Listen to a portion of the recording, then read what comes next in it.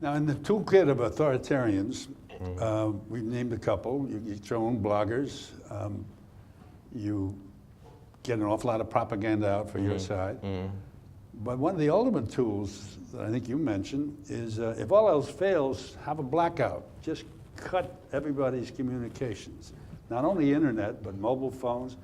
And in Egypt, trains, to stop them from running.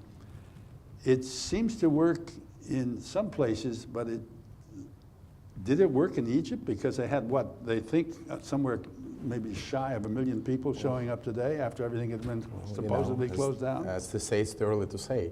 I mean, again, I think we have to look at the political cycle of events that were happening in Egypt and see where exactly the shutdown happened.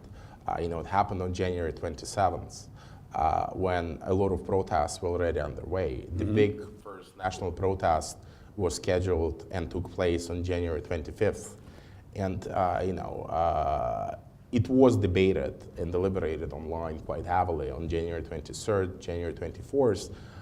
We may debate what could have happened if Mubarak simply blocked everything on January 21st, 22nd. Probably it would have caused more chaos, and people may not be able to organize. But again, one of the points I'm also making in the book is that it's very easy for us to arrive at the wrong conclusions just because people show up at a particular place, and just because we see tweets urging people to show up at that place doesn't necessarily mean that the tweets caused people to show up.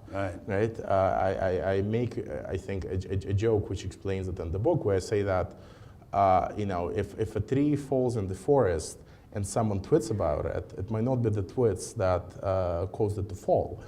Right? Again, if people show up in Tahrir Square in Egypt, in Cairo, it does not necessarily mean that they showed up there because they received the messages.